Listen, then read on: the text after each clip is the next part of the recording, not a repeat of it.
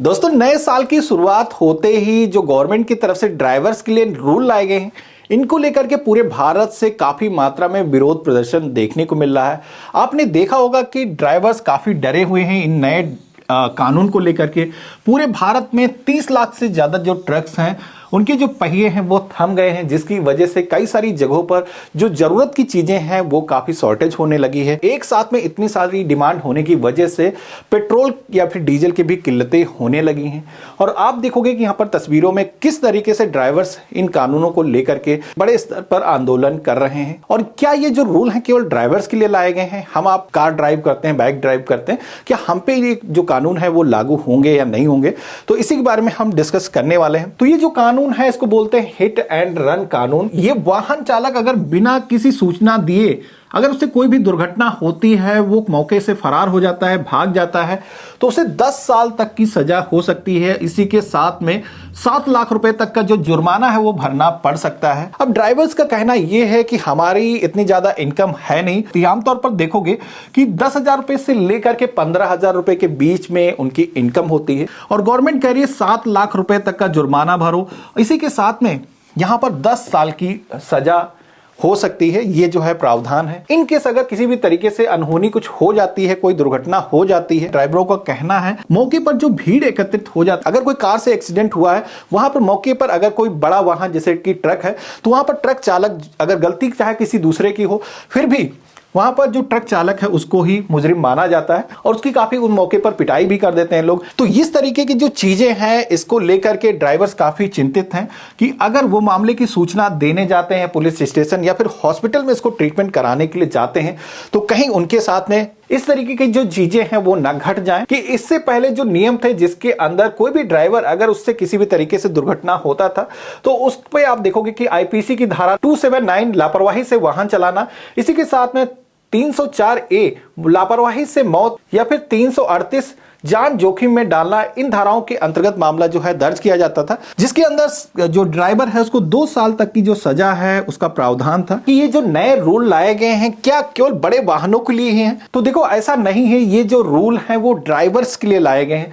यहां पर अगर आप अपनी खुद की भी कार चलाते हो तो वो भी आप एक ड्राइवर होते हो। आपसे भी अगर कोई भी दुर्घटनाएं होती हैं तो आप भी जो रूल ड्राइवर्स के लिए बनाए गए हैं वो आप पे भी लागू होने वाले हैं। लेकिन आपने देखा होगा कि केवल ड्राइवर्स ही क्यों इस चीज का विरोध कर रहे हैं? तो उसके पीछे रीजन ये है कि देखो, ये जो ड्राइवर्स लोग हैं ये जो है हमेशा रोड पर ट्रक या फिर जो उनकी गाड़ी है लेकर के चलते हैं, जिसकी वजह से दुर्घटना के होने के जो चांसेस है वो बढ़ जाते हैं। जबकि हम आपकी बात करें तो कभी कभार हम जो है ड्राइविंग करते हैं। तो ये जो रूल है ऐसा नहीं केवल उन्हीं ड्राइवर्स के लिए लाए गए हैं। ड्राइवर्स मतलब जितने भी डीएल धारक हैं उन्हीं पे ये जो रूल है वो लागू होंगे। अब इसको लेकर के गवर्नमेंट की तरफ से जो नोटिफिकेशन आए हैं उनको अगर आप रीड करोगे, वीडियो के डिस्क्रिप्शन में हमने इसका जो लिंक है वो दे रखा, जिसमें कि यहाँ पर बताया गया कि कोई भी ऐसा ड्राइवर है जिसके कोई भी अगर उससे एक्सीडेंट होता है और वो अगर उसको हॉस्पिटल लेकर के जाता है या फिर पुलिस को वो इन्फॉर्म करता है और मौके से वो फरार नहीं होता है, तो उस केस में आप देखोगे कि उसको पनिशमेंट फिर भी मिलने वाली है। यहां पर उसकी जो सजा है वो 7 साल हो सकती है, लेकिन यहां पर जो फाइन है वो पूरा का पूरा भरना पड़ेगा। ये रूल लाने से पहले गवर्नमेंट को एक और भी रूल बनाना चाहिए था।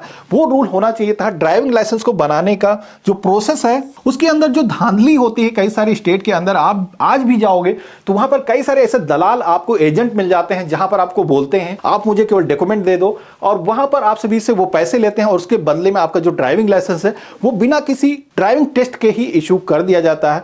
अब ऐसे लोग जिन लोगों को ड्राइविंग का डी भी नहीं पता है, जब रोड पर वो लोग गाड़ियां लेकर के आते हैं तो वो लोग खुद तो अपना एक्सीडेंट के अंदर अपनी जो जान है वो गंवाते ही हैं, कई सारे मामलों में वो दूसरों के लिए भी परेशानी बन जाते हैं। ये जो रूल गवर्नमेंट लेकर के आई है, इस रूल को लाने से पहले जो ड्राइविंग लाइसेंस को बनाने का जो प्रोसेस है उसको पूरी तरीके से डिजिटल किया जाए।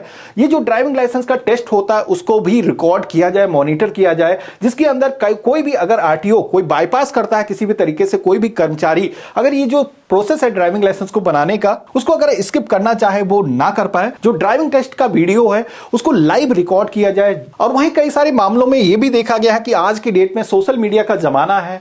आप लोग देखोगे कि बहुत सारे लोग केवल रील बनाने के लिए या फिर केवल शो ऑफ करने के लिए स्टंट करते हैं। कई सारे लोग गलत तरीके से ड्राइविंग करते हैं, हाई स्पीडिंग में गाड़ी चलाते हैं, जिसकी वजह से भी बहुत सारे लोग एक्सीडेंट के अंदर जान गंवाते हैं और कहीं ना कहीं एक्सीडेंट होता है तो उसके अंदर ड्राइवर को जिम्मेदार माना जाता है। साथ ही अगर देखा जाए तो यहां पर ये जो रूल गवर्नमेंट लेके आई है, ये रूल से पहले जो देश की सड़कें हैं उनको भी दुरुस्त करना चाहिए। अब मैं दूसरे की क्या बात बताऊं, मेरा भी एक दोस्त था, वो रोड एक्सीडेंट के अंदर ही जान उसने गंवा दी थी। व्हीकल का जो पहिया था वो गड्ढे के अंदर फंस गया और जहां पर उसकी वजह से उसकी जो है मौके पर ही ऑन स्पॉट डेथ हो गई थी। तो यहां पर इन सारे रूल को लागू करने से पहले गवर्नमेंट को ये जो ड्राइविंग लाइसेंस को बनाने का जो प्रोसेस है उसको डीपली मॉनिटर करना चाहिए। मैं ड्राइवर भाइयों से एक रिक्वेस्ट जरूर करना चाहता हूं कि ये जो विरोध प्रदर्शन आप सभी लोग कर रहे हैं, मेरे हिसाब से ये जो विरोध प्रदर्शन करने का जो तरीका है इसको आपको चेंज करना चाहिए। मेरे हिसाब से अगर आपको विरोध करना है तो आप सभी लोग लोगों में जाएं, लोगों को बताएं, अपना वाहन फिर से चलाएं और लोगों को बताएं कि इस तरीके के जो रूल है गवर्नमेंट लेकर के आई है। तो हो सकता है आप सभी लोग इस लड़ाई में अकेले नहीं होंगे और भी लोग आप सभी के साथ में जुड़ेंगे, जिससे कि आप सभी की जो आवाज है वो सरकार तक पहुंच सकेगी। बाकी आप सभी का इन रूल के बारे में क्या मानना है तो आप मुझे कमेंट बॉक्स में लिख करके जरूर बताना। बाकी हम मिलते हैं अपने एक नए वीडियो में, तब तक के लिए गुड बाय, जय हिंद।